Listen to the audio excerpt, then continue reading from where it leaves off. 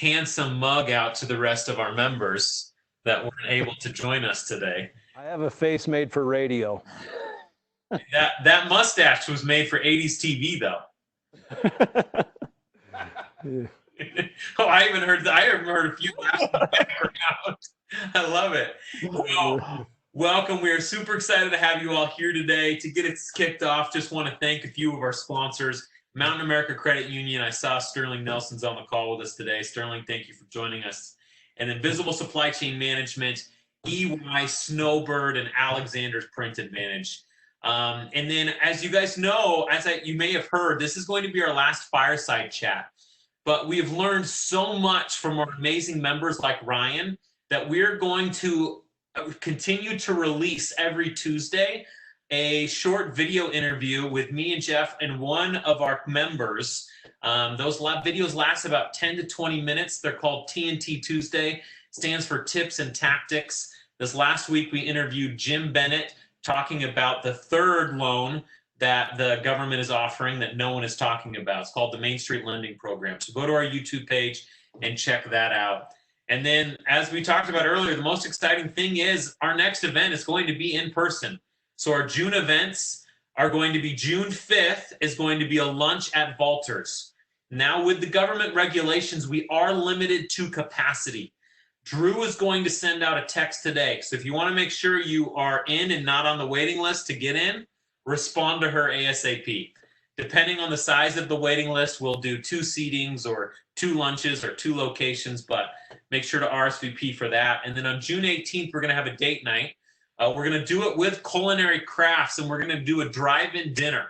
We're going to pull in with your car, and you're going to bring out your own lawn chairs, and you're either going to put it in your own little pod in social distance or in pods of 2 couples, 4 couples. And so that way outside we can get as many people as we want, but still, follow government regulations.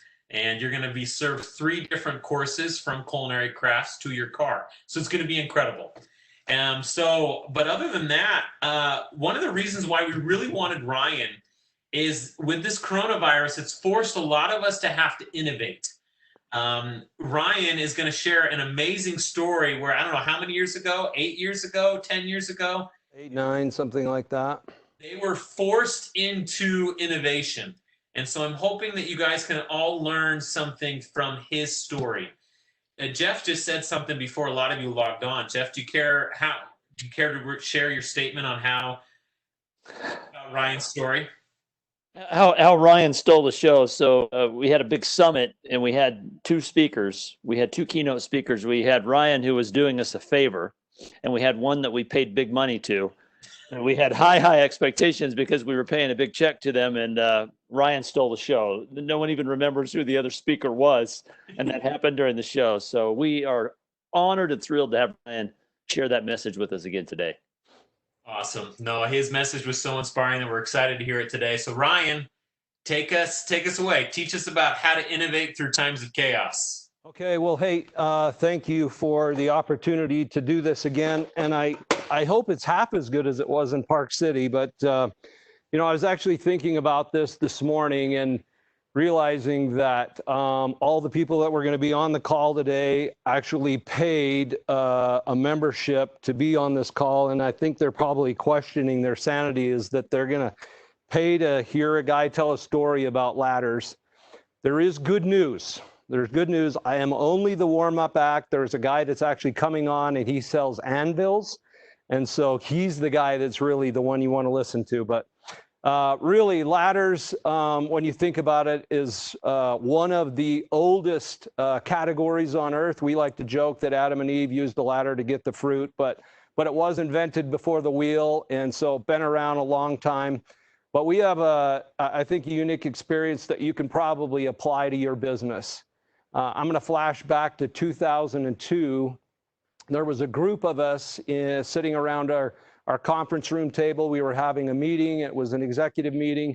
And somebody opened the door and interrupted us and brought in a newspaper, laid it out on the conference room table, and it was a USA Today newspaper. And inside of that was a full-page ad of an exact replica or knockoff of our main product. And in fact, this product that I'm standing next to, this was it, although it was the one foot taller model, Model 22. It said now available at Home Depot. Now, to give a little bit of history moving further back than that, we're now about a 47, 48-year-old company. So we've been around a while, had patents on the product, but we'd just been doing toe-to-toe sales, like at a home and garden show, a trade show, state fair, those types of things. We had a few distributors, but no big box like Home Depot. And so, as you can imagine, this was a gut shot to all of us sitting around that conference room table looking at this full-page ad. Not only was it a replica of what we had, but it was exactly half the price of what we sold that product for. So we sold it for $3.99. It was $1.99, available at Home Depot. As that spread through the company that day, it was, you would have thought that we had multiple deaths there. It was a somber, somber day. And I had salesmen tell me that, hey, I'll never be able to sell another ladder again. I'm done. How could we possibly sell the same ladder at twice the cost? And people asking, should I start looking for another job? How long are we going to be able to make it? I got kids in school. I need to do braces. We're not going to be able to withstand this. And it was a tough few days. We had multiple meetings over the next couple of days, trying to decide exactly what to do. There were 2 years left on the patents. And this company that had knocked us off had timed it absolutely perfectly. They, knowing that it would take 2 years to get through the court process, realized that we probably wouldn't fight them. And as we dove into it with our patent attorneys, they said, hey, you can fight this. It's going to cost you about $1 million. And in the end, you'll win, but you will lose because it will take 2 years and the patents will be over and you won't be able to stop them from marketing the product. And I remember our in-house counsel said that he would lose it for us for $700,000, and so we decided we were going to go another path. First of all, we didn't have the money to do it. If you think about 2002, you're a year after the Twin Towers went down. We all remember that time. We were in a recession. Our sales at that time were down 20% over the previous year. And so we're going this way. We didn't have the money to fight it. So we had multiple meetings trying to decide, hey, what are we going to do? We were the original, made in America. They were exact replica. In fact, we later learned that they had went to one of the home and garden shows, bought the ladder from one of our salesmen, sent it to China and said to copy it exactly. And they did. To the point that we could have taken the hinges out, put theirs in, pulled off the lock tabs, put theirs in, the feet. Every component was interchangeable between what they had and ours. That's how exact they copied it. In fact, even the die lines on the aluminum that told us which factories the aluminum had been drawn out, they copied those in China also. They didn't know why they were copying them, but they did. They copied everything.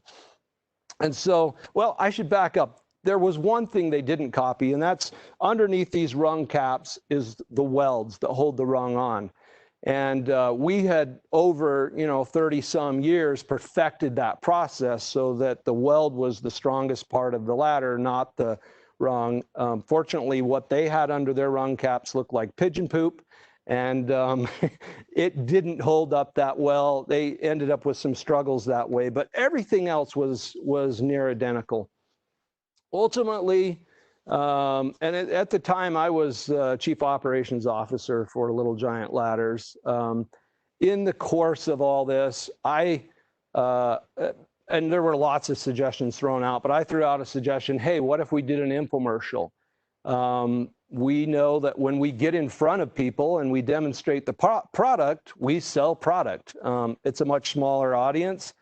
And so we batted that around for a few days and had a number of meetings with Hal Wing, who's since passed. He was the founder and owner at the time. And he was somewhat intrigued, but really kind of struggling with that. And what we didn't know, you know, today it might seem like it was a good idea, but what we didn't know that only 2 out of 100 infomercials work. And when I say that 2 out of 100 work, that means that they break even. But typically what they'll do is drive brand awareness. Rarely would anybody ever make money on an infomercial. It was very, very rare. It's probably a good thing that we didn't know that at the time. The only thing I remember from infomercials is that you could cut through a pop can and an old leather boot and still slice perfect tomatoes. And that's the only infomercial I could even ever remember, but they seemed to sell knives that way. Anyway, through the course of really kind of diving into it, we felt like if we were to do an infomercial, but do it for branding purposes, we could get the message out that we were the original and the Made in America, and perhaps that might save the company. Big challenge there, cost $1 million to do an infomercial. And as I mentioned before, we didn't have $1 million at that time. Our sales were going down. Hal had a little farm in Springville, Utah here, our factory's in Springville. He went to the bank and literally bet the farm on the infomercial. He borrowed the $1 million, and Art Wing, his son, took on the project, and he did a remarkable job. He gathered the right people that knew and understood infomercials. He was very involved. In fact, the whole company really got involved in the process of scripting and helping with B-roll and the A-roll and all those things that it takes to build an infomercial. And so over the next 8 months, we worked day and night, and literally Art was involved in editing through the night, many nights. But we had a real team effort, worked day and night. We're finally ready to launch our infomercial. And there was a whole swing in emotion and mood, and everybody is getting excited about the fact that we're going to launch this infomercial. We're going to show these guys that are selling product in Home Depot, and we're going to take this to the next level. We get done, we're ready to go. We do our first airing. I think it was on a Thursday or Friday. We do the first airing, and of course, there's a lot of excitement about this. And it aired in the morning, but we waited all day, just anxiously waiting to see what the results would be. And we got them about 4 o'clock that afternoon. After taking 8 months and spending $1 million we didn't have, we had received 4 phone calls and sold 1 ladder. Needless to say, the emotion swung all the way back to what it had 8 months before. And it was like, how in the world did we spend that much money and sell a ladder?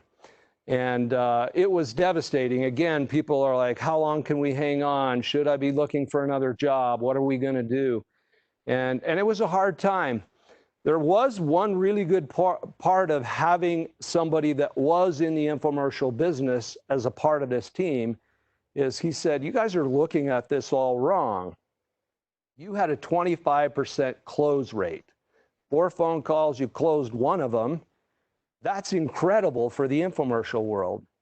So don't give up on it. So we went back, we re-edited, we did more B-roll, we changed the call to action and launched the infomercial. At that point, where we had been essentially going backwards, that year, we ended up growing the company by 600%. And the next year, we grew an additional 500% on top of that. So really went from 18 million to 180 million in 2 years. And it went wildly wrong because it was supposed to be a branding exercise, but it worked and worked to the point that we won award after award after award. Now, there was one thing that we had in our favor, and that was we had already been selling the product for 30 years. And so we knew answers to objections.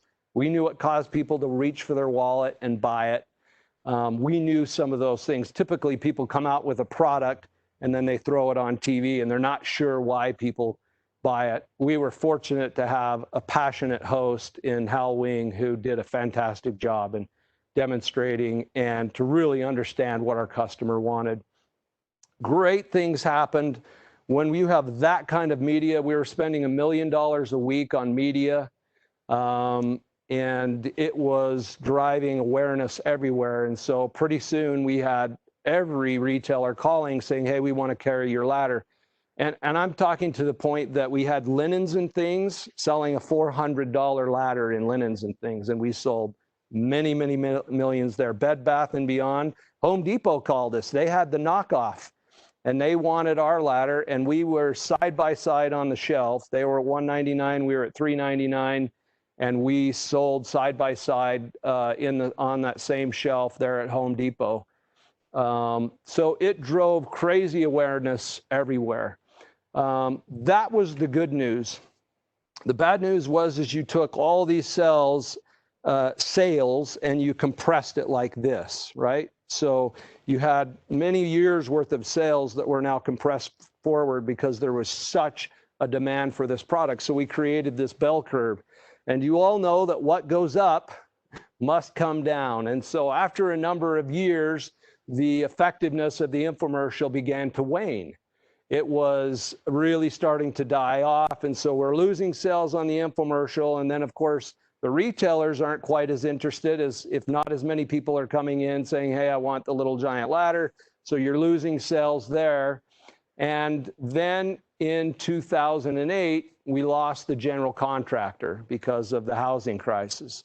So it was kind of a triple whammy for us. Lost the infomercial, lost retailers, lost the general contractor. And we were in now a really tight spot. What do we do? I was also given the position of CEO in 2008, and so here you go.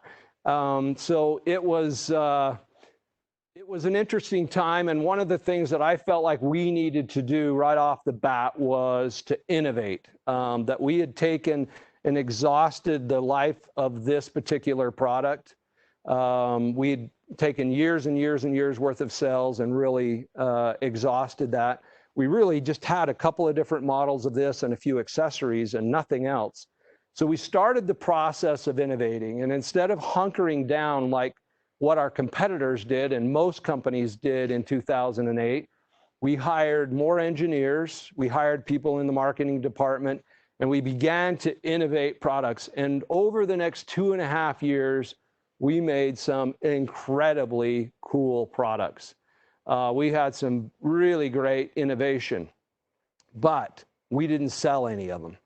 The reason being is we made a huge mistake, and this was my fault. We made cool stuff, but we forgot to ask anybody if they wanted cool stuff. We forgot to ask what problems we were solving, what pain points were we dealing with. And we went about the process completely wrong, and it was a huge, epic failure. 2.5 years of time, money, energy, everything spent, and it was a waste. We had nothing. We did realize at that time that we needed to start listening to the customer. And so at this time, we invited about 50 different contractors to come to our facility, look at some of the things that we were working on, and then just listen to them. And as we listened, we kept hearing a reoccurring theme over and over and over. And I recall a couple of stories of one young man, I think he was probably in his 30s, told me a story about his best friend who had climbed up a ladder to get onto a roof. And that transition of getting from the ladder to the roof, the ladder slipped away and his friend fell to his death, leaving 2 little girls, a 2-year-old and a 6-year-old at home. And we began to hear story after story after story of all these ladder accidents as these safety professionals come in, as these contractors and different people. And at the same time, we're hearing, some of the other challenges that they're having with ladders, and we really started to listen, and we realized that we're kind of on the wrong track with what we were designing and building, and that we really truly needed to understand the customer. During this time, I was, and I don't know if I stumbled across it, introduced to it. It was a video by Simon Sinek, and it was basically, he was introducing his book, Start With Why. But this video talked about the golden circles, and the premise of it was that people don't buy what you do, they buy why you do it. And it's, if you haven't seen it, I would recommend, it's about a 15-minute video. I would definitely recommend the book. Anyway, this video turned me on to the book. I read it and I was absolutely fascinated by what he taught in this, and it just resonated with me, and I felt so strongly about it that we couldn't just innovate for the sake of innovation. We needed a reason why we were doing it. Like, why did we make this? What's the purpose behind it?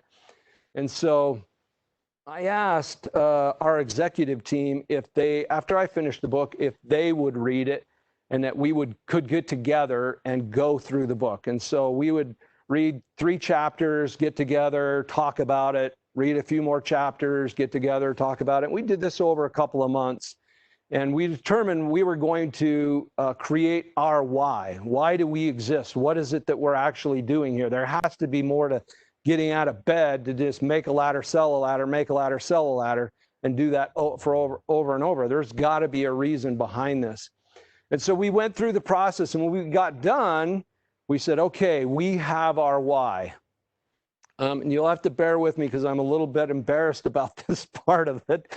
But so we thought our why was chasing excellence. And we had all the justification in the world that if it was chasing, you were doing it with speed, with diligence, that you were hurrying, you were, urgency, that type of thing. And excellence would be unachievable, right? So you would always be trying to raise the bar, to raise the mark. And so that if we were doing that, we would become a better company.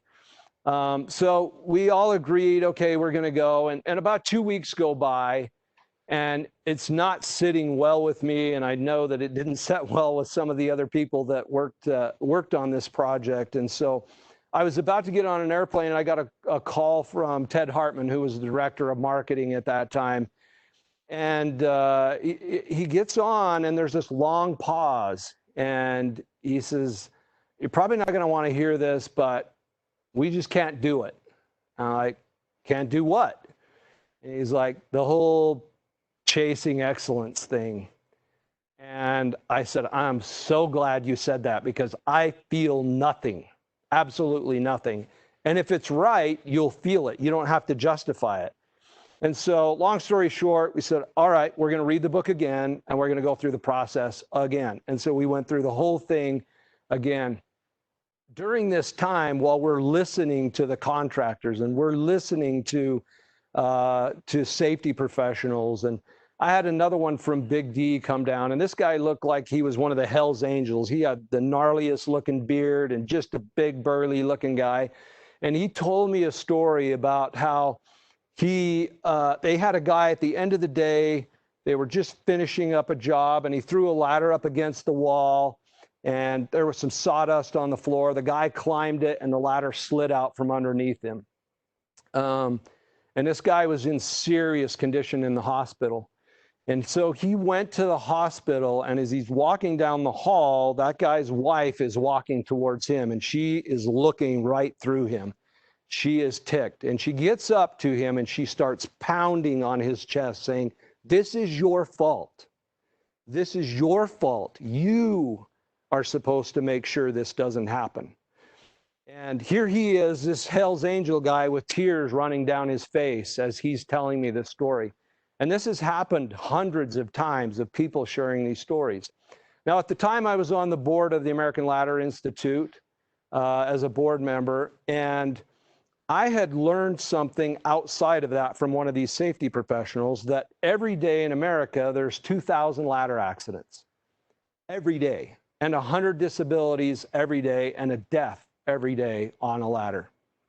And I'm thinking, that can't be right, because I go to these board meetings. I'm part of the American Ladder Institute, which is made up of all these companies that make ladders here in America, and nobody's talking about this. And if this is true, I'm embarrassed to be part of an industry that finds this perfectly acceptable, because they're not talking about it. You think about it, if this was any other industry, if it was the airline industry and we had 2,000 injuries a day and 100 disabilities and a death every day, there would be congressional hearings every day about this. But somehow it's perfectly acceptable in the ladder world. So we research it, find out it is true. We should know this, right? We've been in business for 35 years, but find out the statistics are true. So as we go through this whole process and we weigh everything that we're hearing on these statistics and these from these professionals and people sharing these stories, we finally come to our why. And this time when we said it, we felt it. We had no justification for it. And that was preventing injuries and saving lives.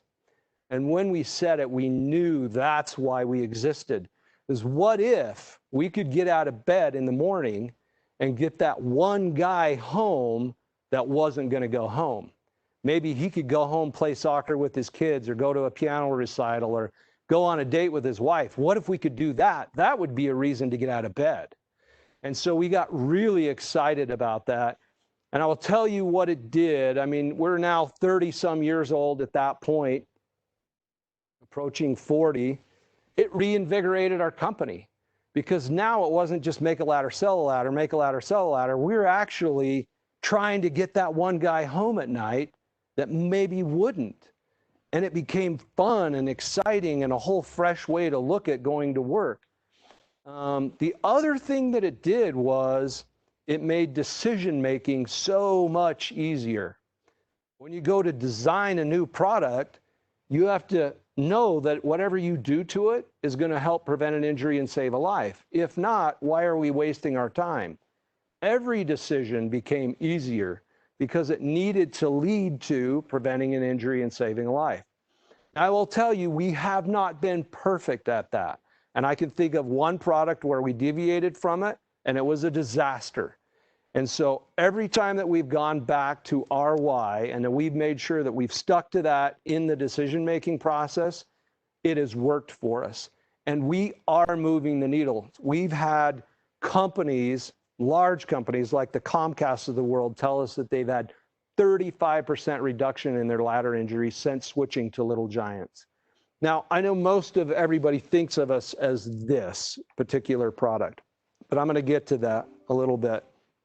Of what we did and how this decision of having a why drive our decisions made us a different company, and how we overcome the loss of the infomercial sales, the loss of retail sales, and then the loss of the general contractor, of which technically we should be out of business when you lose that many customers in a very tough economy. You're talking about the Great Recession.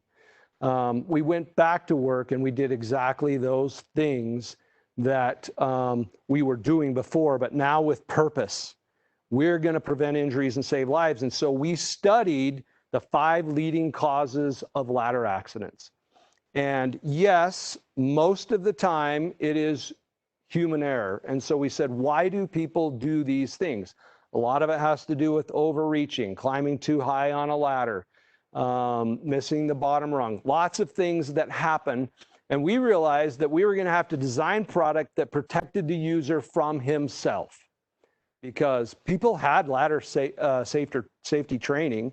They knew they shouldn't do certain things, and yet they still did.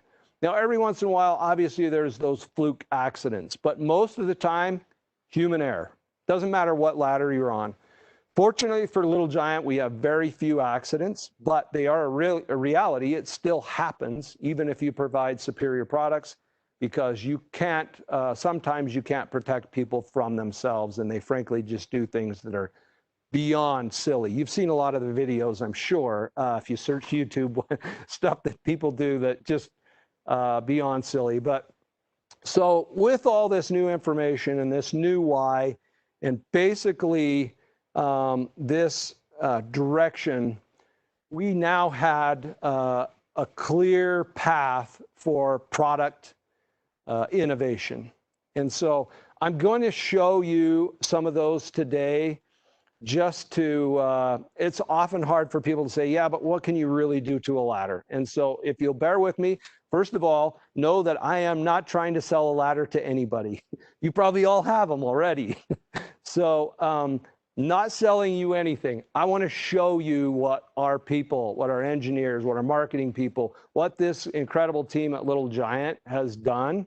And just showing you some of these things will help you understand how the why and understanding how people were getting hurt drove those decisions to change products. So I'm going to move this one out of the way, and I'm going to kind of just zip through some of these as we move along here. So give me just 1 second.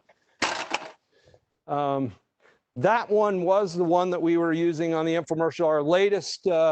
Our latest product that we have on the infomercial is one that's just like this. This is the Epic. It's called the Extreme. This has some really cool features on it that help people to be safe. I'm going to show you one of those. This is an air deck accessory.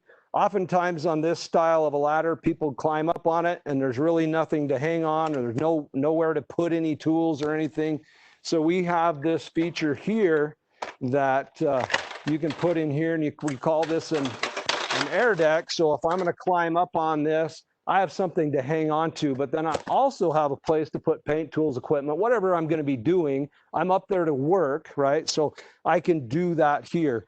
So that's one of the features that we've added to this to help people from falling, or to place, instead of holding stuff, a place to be able to put things while they're working. Ryan, that's the ladder you gave me, and I used my air duct to paint my garage last weekend. Did you? Good man. Good man. So a couple of other things. Let me show you here. This particular one, I don't know if you guys will all be able to see this, but so here we have built-in levelers into the bottom of this product. So most of the time, if people are putting up their ladder on the side of their house, if it's unlevel, they do the smart thing. They put like round rocks or bricks, wood, they stack a bunch of things. I'm being a little bit facetious. You're supposed to dig it out, but people will stack anything under the ladder. So we made it to where you could level it just that fast, right? So either side, you can level that ladder up and then climb it, and you can do so. Because what happens is, if you're only off 1 inch at the bottom, when you get a ladder up 20 feet, you're 19 inches off at the top. So you're clear out of the envelope of the product. And so we made it really easy to be able to level a ladder. So you're going to see they just retract. They go right back up inside of the product, and we make it to where you can level that product very, very easily. I'm going to take one section of this ladder off, because it'll be easier to demonstrate for you what it does. This particular section has some ladder, what we call safety rails on it. They're right here. Most of you have done this before. Imagine that I have this leaning up against my roof. I'm going to climb up, and then I'm going to do this transition to get onto a roof, right? Scary as hell. What's actually worse is going from the roof back to the ladder. Super scary. So we took this product and made it to where you could put these safety rails on here so that you didn't step to the side of the product, you actually step through the product. So now I put this at my roof line, and I climb up and I go straight through holding on to these. And then when I'm done coming off, I'm going to come back straight through. And so it's none of this tricky dance trying to get onto the roof thing. Just makes it so much safer. But then in true Little Giant style, we decided, well, let's use this for more than just that, right? So we take this component, put it here, and then we can do this same thing on, obviously on both sides here. And I'm sure you guys are way ahead of me on this, but we can span different windows, right? So if we're going to lean up here and we need to span a window, we can do that with those same safety rails. So they're going to go upside on the house or hold you away from the gutter. And so we're using that product to help keep your ladder from sliding side to side and also from putting you through a window. And then, of course, when you're done with it, you can just simply put it back on the ladder. So we call that product the Epic. There's, as you see, a bunch of safety features that are built into that product that help prevent injuries. I shared with you one of those that that the guy where his best friend had lost his best friend and some girls. Ethan, will you run that video real quick while I grab this?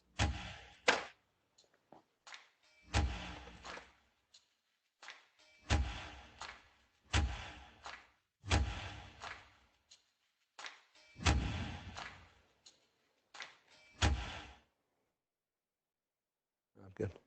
So you just saw a quick video on the Extra Light Plus. Love this ladder, 375-pound weight rated. So the highest weight rating that you can have.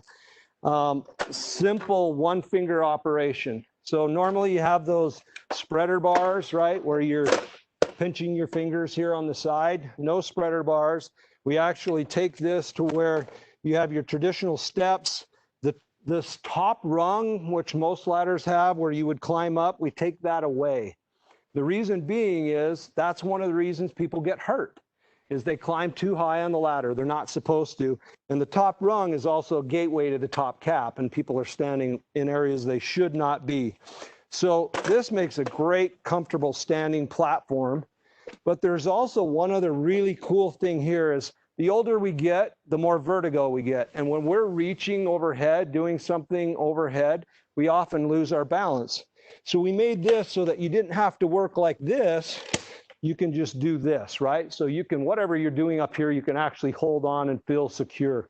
Super lightweight, but just a simple safety handrail to make that a much better experience. And then it just simply stores inside of it. Storage is this, it's like 12 pounds, super lightweight, but a great product. This one is one of my favorites. It's called the Select Step. One of the leading causes of ladder accidents is that people use the wrong ladder for the job. They'll end up standing on a top cap because their ladder's too short. The two most popular ladders in the world are a 6-foot A-frame and 8-foot A-frame. We put both of those in one ladder. So it's storing at 5 foot. I just made it a 6 foot, 7 foot, 8 foot. Just that simple. I can also use that A-frame in a staircase. So no other A-frame ladder you're going to be able to use in a staircase. I can drop this down most of the way here and put this in a 90 degrees so I can get closer to the work so you're not overreaching on that. And then we'll pop this up to 8 foot. So now I have that 5-foot ladder, which will fit in the back seat of a Toyota Celica if you don't have a pickup truck, and I just turned it into an 8-foot ladder. I'm going to take this air deck and show you how this works. You saw one way that it worked on another ladder. This is going to work 2 different ways. Here, I got 2 feet of space for paint, tools, and equipment. I'm up here to work. I need a place to put stuff. Or I can take that, flip it around, and put it here and go up. And you notice my spreader bar is actually a standing platform. I'm on an 8-foot ladder in the air, and I feel as comfortable as if I were on the ground. Something to hang on to, a place to put my stuff.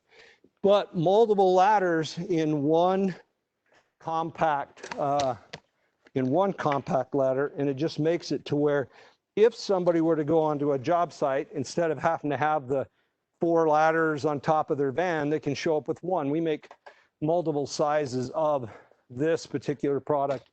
I love this one because it's so simple, it's lightweight, and yet you solve that big problem of people using the wrong ladder for the job.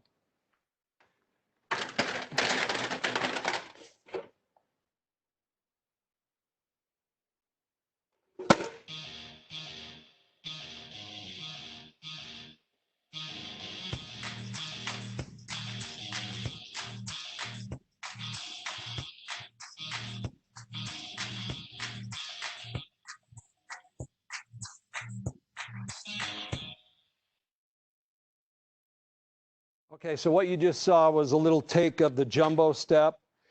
This is an incredible product. It solves a lot of issues. It's near a portable staircase. It's rated at 375 pounds.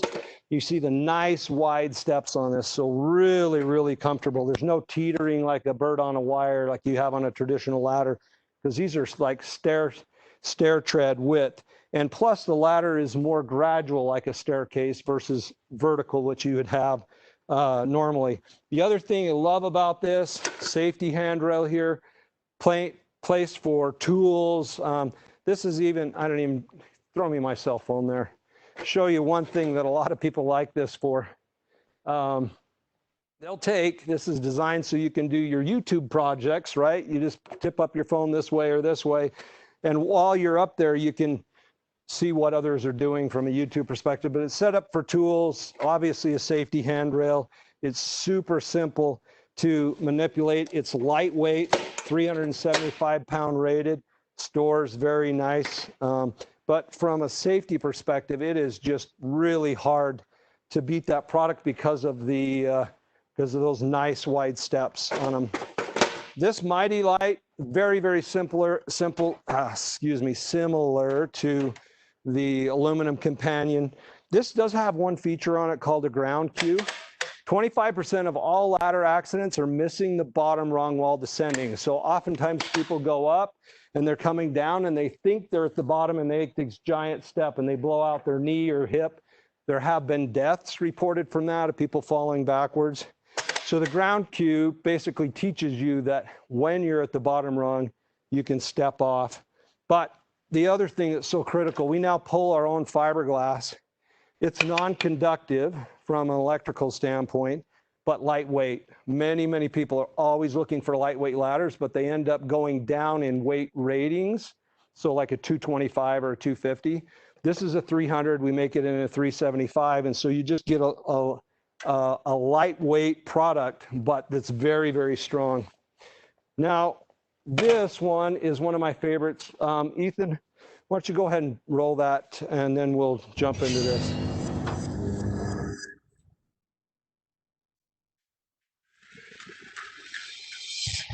The king of ladders. He does it all. A-frame, leaning, extension. Crowned with a rotating wall pad to conquer any terrain. For corners, walls, and studs. So light, it's easier to lift than a sword and a stone. All hail the king. The King Combo. So that product is called the King Combo, and this is a very new product for us. It looks much like, well, not somewhat like a traditional A-frame ladder, especially when you see it in this frame like this. It looks like a traditional A-frame ladder. But this thing is much more than an A-frame ladder. To start off, we take these hinges. You notice the spreader bars are gone that you would normally have, and this is going to lock up here. And the reason being is you can actually lean this against this pad on a flat wall and use it as a leaning ladder. A traditional A-frame ladder, the ladder will slide out from underneath you because the backside will engage the floor. So this here goes against the wall. We can actually rotate this out, go right onto a stud, onto an inside corner or an outside corner. And so this thing just locks you right onto the wall when you're in the leaning position. That rotates out of the way. We take those same buttons, we go back to the A-frame, and then we're going to flip that up into a short extension. So this ladder weighs what a traditional A-frame ladder weighs. But the spreader bars are gone, and you get so much more functionality here. If you look at this, now we have a short extension. You can climb up to this height on this particular ladder. If you look here on the end of it, you'll see the same type of features where you get inside corner, outside corner, flat wall, stud, and a place for tools up at the top of that. So this gets you so much closer to your work than what you would normally have in trying to, I mean, typically people are going to be standing on this top cap, which they shouldn't be in the A-frame, or leaning a ladder against, which they shouldn't be. The whole design of this is for safety, to get you closer to your work so that you're not overreaching. And then to be able to do it with a weight rating. This is 375 rated, a weight rating that's really built for the trades. We got one other cool feature in this one. Not all of them come with that, but oh, you can hear the ground cue in that again. We also put some double wide rung on this, but oftentimes people buy a 6-foot ladder and they really need something a little bit taller. And so we made this to where you could turn that into a 7-foot ladder. And now you can stand here because typically you wouldn't be legal to in that case. And so we could go up, stand up on that height, and then retract that down from a storage perspective. So that's called the King Combo. I'm going to show you one fun thing on this other version right here. This, not as much from a safety perspective, but pure innovation, is rather than having to push the 2 buttons, which you saw before, I can just squeeze it like this and close it out. So I can go from here to here without stopping in the middle like I had to on the other one, just by holding that in. If we want to go out to the A-frame. So this is, we're actually bringing this product back from China, and it's being tooled up right now. It's going to be made in America here in the next 6 weeks, and that'll be the hinge that we end up building with here in America. All right, I'm almost done, so bear with me. Sorry it's taking this long. This is called a safety cage. This was actually inspired by the guys at Big D. They had a problem where they would go into certain places and they were supposed to tie off and use a lanyard tied into a ceiling. Well, there's many buildings where you can't do that, or if you're outside, you can't do that. So we created a product that's adjustable. This is one of the smaller size ones that adjusts in 1-foot increments, so you can put it in a staircase. But if you'll notice here, this cage at the top, you basically go in, and then you have one-way gates. So now I can't fall off of this ladder. And this allows them to do their work without having to have a harness and a lanyard tied up. So really simple, 375-pound weight rated. This is really for the trades. We have large companies like Shell Oil and ExxonMobil, a lot of warehouses, Amazon use them in their warehouses, but a product where you can literally get up and do your work 360 and not worry about falling off of the product because you're fully enclosed at the OSHA standards on that.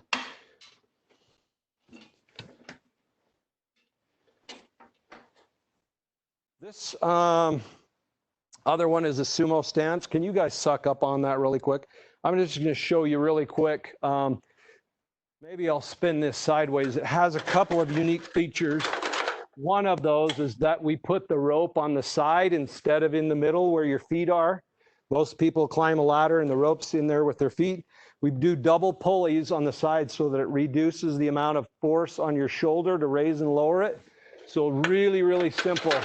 You can do this super, super simple because of that double pulley.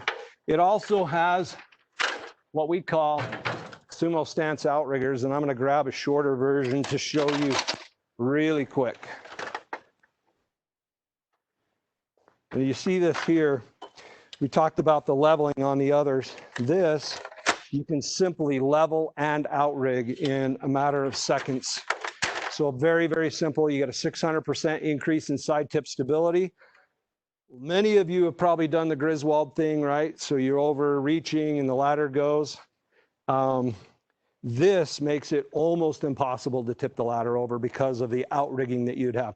It's very common on equipment. I don't know why it's not on extension ladders, but you can level and outrig at the same time. And then there's just, of course, the storage. Very, very simple like that. We call that a Sumo Stance. I've probably said enough. This is a 2-in-1 ladder where it works much like the King Combo, except the backside won't flip up, but wide rung, it'll work on the corners, ground cue. This is really kind of the direction. This is what having a why has inspired us to do, is to make product that will prevent injuries and save lives. And that's exactly what we've been able to do. Company after company after company has been reporting back to us reduction in ladder accidents. And it's exciting to our people because they come to work knowing that we maybe could get that guy home tonight. And if it's not him, maybe it's 100 of the 2,000 that are going to get injured today, or that are going to be disabled today. And we actually are doing it. This why has helped us drive our decisions. It's helped through innovation. I know everybody keeps saying innovate or die, and I believe in that. But if you don't innovate with a purpose, if you just innovate for the sake of innovation, I can tell you from sad experience, it hurts. It's not the right reason to do it. You need another reason to innovate, to solve somebody's pain point, to solve a problem. If you innovate with that in mind, you will win. Anyway, Logan, I hope that's what you guys were wanting. I apologize, it's about ladders. I wish I was in a cool of industries as the rest of you guys, but this is what we do. We have an incredible team that makes this all happen, and I'm super proud of them. But thank you for your time. Oh, Ryan, this has been absolutely amazing. Thank you so much. Is there anybody that has any questions? And if not, if anyone has any questions for Ryan, you can put it in the chat or in the Q&A, and we'll ask him in those last few minutes. If not, we'll just wrap it up real quickly. But Ryan, I'm absolutely inspired by what you said, and I love how the why just oozes through everything in every little detail. I know we had a lot of people log on after I made a few announcements, but huge thank you to Ryan. He's been a member for a long time. I don't know how long, Ryan. Do you remember when you joined? I don't. It's been a while. So decade maybe. I don't know. At least a decade. Yeah, probably longer. So in June, we're excited that our next event, you're going to maybe even see Ryan in person and the rest of us. On June 5th, we'll be having a lunch at Valters. And then on June 18th, we'll be having a date night. We will be doing 2 virtual events in the month of June, and we're excited to have you on there. And so, Ryan, I just got a text from your team that you've got one last video in closing. So let's. Oh yeah, I forgot. This is a marketing piece that they're getting ready to launch here in the next little bit on the King Combo. I'd love to just close on that, and then we can go out. So it's 30 seconds. Absolutely. So after this video is over, we're done. We thank you so much, Ryan, and thank you all of you for taking time to log in and be inspired by Ryan. Have a great weekend, and roll the tape. Thank you. I came from the mud, there's dirt on my hands. Try to catch me howling at the moon.